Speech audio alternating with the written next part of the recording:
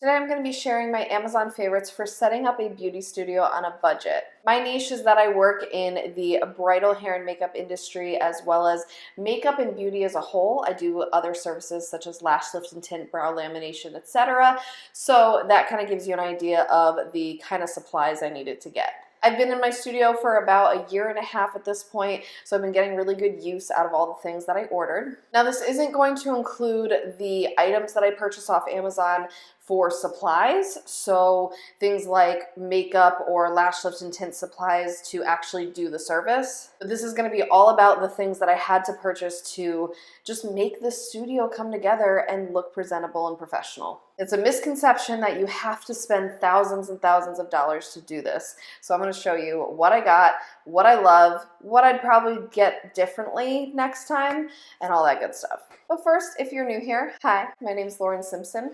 I'm helping you maximize your time and talents as a growing small business owner, so make sure to subscribe for new videos every week. There are a few things in my studio that were already existing in my home-based studio that I kind of brought along, but the majority of it I did purchase new to kind of start fresh and to fill the space from Amazon. Now I went from about 100 square feet to 500 square feet. So although it's not the most giant space, it did grow by 5 times. So I had space to work with that I had to fill while keeping it still nice and open and airy. The first basic necessity I got are a couple of the Simple Human small trash cans with the lids. So they're the really small little round ones so that they don't take up a ton of space, they're aesthetically pleasing, and they do the job. For the most part, the things that I'm throwing away are small anyway. We're talking paper towels when you wash your hands, things like Q-tips or lashes, very small items. So outside of when someone puts the occasional hairspray can in there or water bottle in there, they get the job done. And of course, I purchased the refill specific trash bags from Amazon as well. Going along with that kind of theme, I also do get my big boxes of toilet paper, paper towel, and hand soap refills from Amazon as well. This was new to me because now I went from having someone use like a normal household bathroom with normal toilet paper and paper towel and stuff to having to get those like industrial sized toilet papers. Like we're talking like the huge rolls. Same with the paper towels. You had to get very specific ones because I was trying to utilize the existing things that were in the private bathroom. I will say though, they last a pretty long time because you get pretty big boxes. The only thing is I don't keep the huge boxes at my studio because it would look really terrible. I don't really have a good place to store big boxes like that. So what I do instead is I leave the big box refills at home, and then whenever I need some refills of toilet paper or paper towel or hand soap, I just bring those in and I put a couple into the kind of like storage unit that I have in the bathroom. Keeping with cleanliness, I got a broom and dustpan. So it's basic. We all know what a broom and dustpan is. And it basically gets the job done because there's a lot of hair and things falling when we are working on people, bobby pins or whatnot. So I do have to sweep up a bunch. And then to go along with that, I also got a steam mop. Guys, this steam mop, I love. This actually started as our home steam mop, and then I ended up bringing it to the studio because I liked using it there better, and we have a different kind of mop system at the home now. So I love this thing. It only uses distilled water, so there's no chemicals, there's no heavy fragrance or anything like that, which I hate. But it does really good at cleaning the floors and disinfecting, making them feel smooth and look shiny. And when I tell you, it gets so much dirt and hair and just grimy stuff up. I use the reusable pads too, so I don't even have to purchase any disposable anything for it, which is really nice. And you just see just how much nastiness gets up off the floor just from using steam. Highly, highly recommend if you're gonna get a product for either your business or your home, a steam mop is the way to go. It's not terribly expensive, it gets the job done, it's not stinky.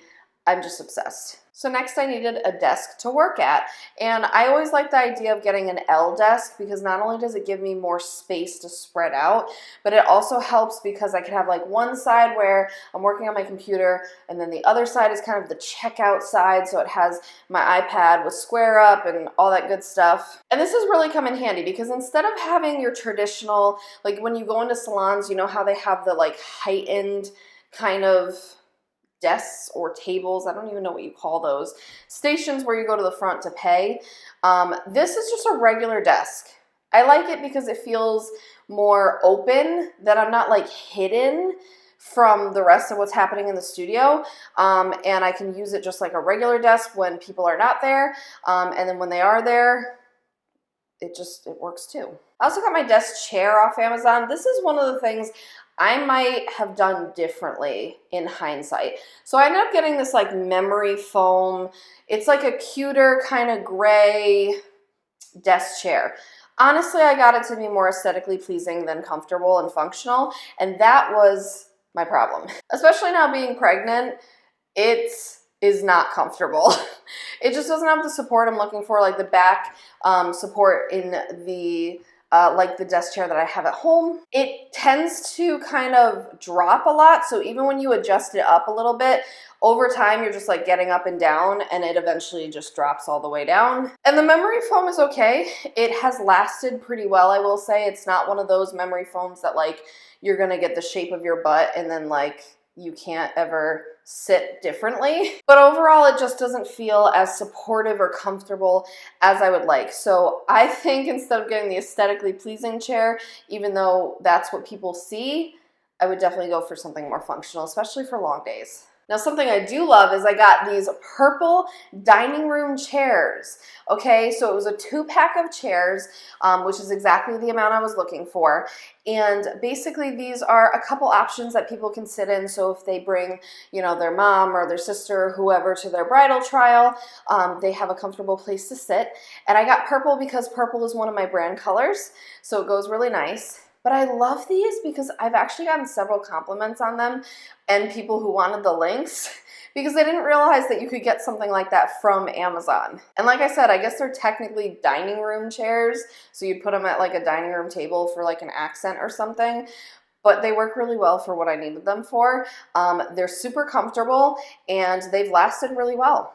Other chairs that I've gotten are these bar stool type leather or faux leather kind of chairs that go up and down. So basically it makes it adjustable. So we have some taller and shorter artists so that they can reach the client and be where they need to be comfortably. And it also makes it easier for people to get on and off if they are shorter as well. They're the kinds that, you know, like they just sit there, but you can spin it if you need to, and you can go up and down. So that's exactly kind of what you need in like a beauty studio or salon setting. But I didn't want regular salon chairs because for makeup artists in particular, these chairs actually don't work well. Not only are they kind of like big and bulky, so they're just more to get around, they have that bar for the client's legs at the bottom.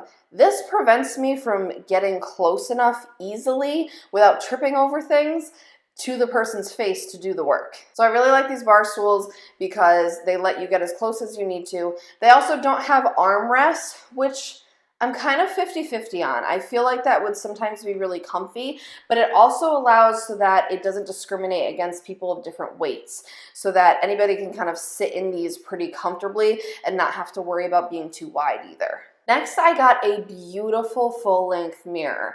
So I always knew I wanted like a nice full-length mirror when I got an actual space. One, it looks aesthetically pleasing, but two, it makes it easier when somebody wants to see their hair. They can take a handheld mirror, hold it in front of them, look at the back easier, or if they bring like their veil with them, they can kind of see the whole look put together. So I knew that was important because I knew I wasn't putting mirrors at every single station.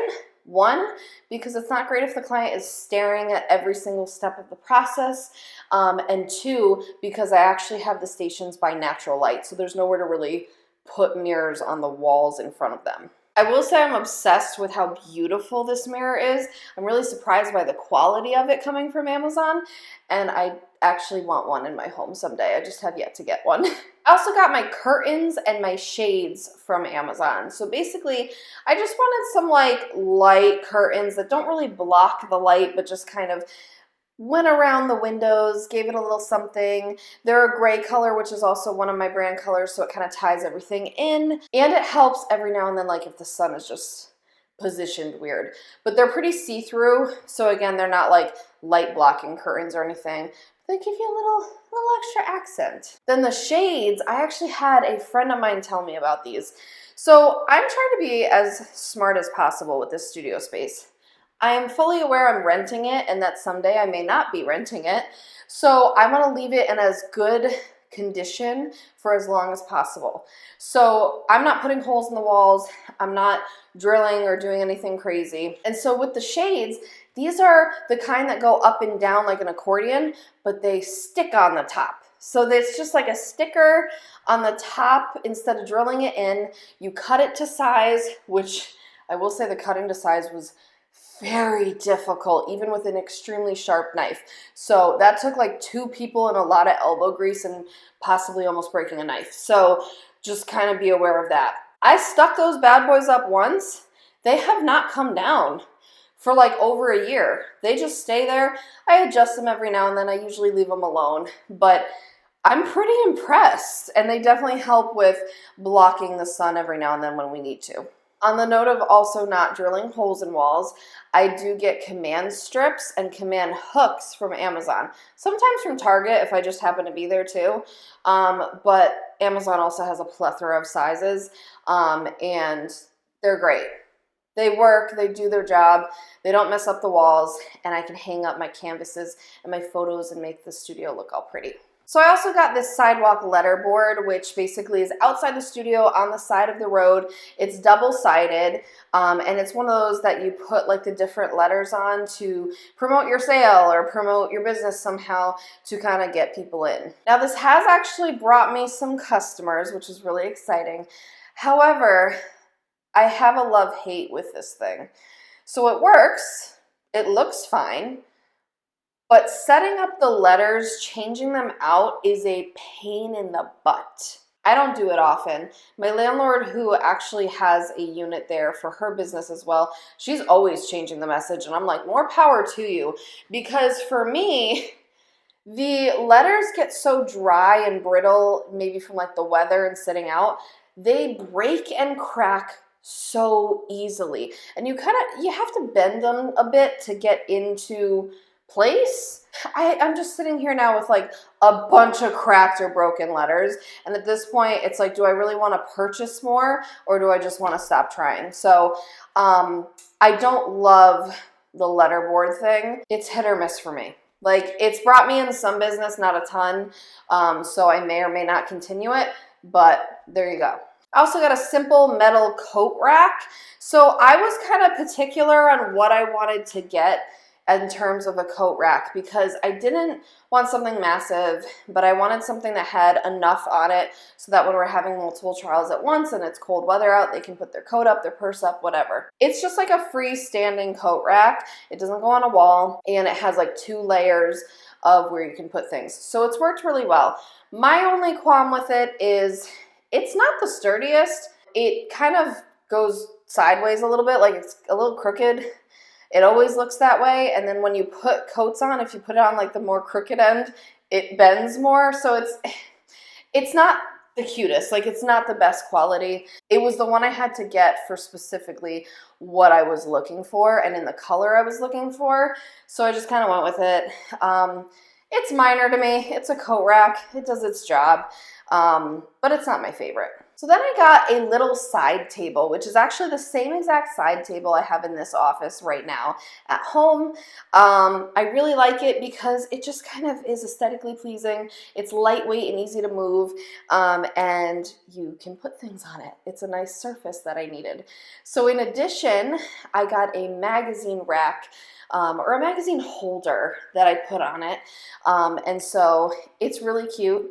I really like the magazine holder. I think it kind of ties things together, and you'd be surprised, even in this day and age with people on their phones and Kindles and things like that, I still have a decent amount of people that do grab magazines to look at, so it comes in handy. So something else to keep in mind, which may or may not happen in your business, every now and then we book so many people in certain time slots that I need an extra table. I need an extra surface. We normally have 3 stations set up. Sometimes I need a 4th. So I really just have like a fold out basic table that I kind of put next to the couch, and it's normally just hidden away.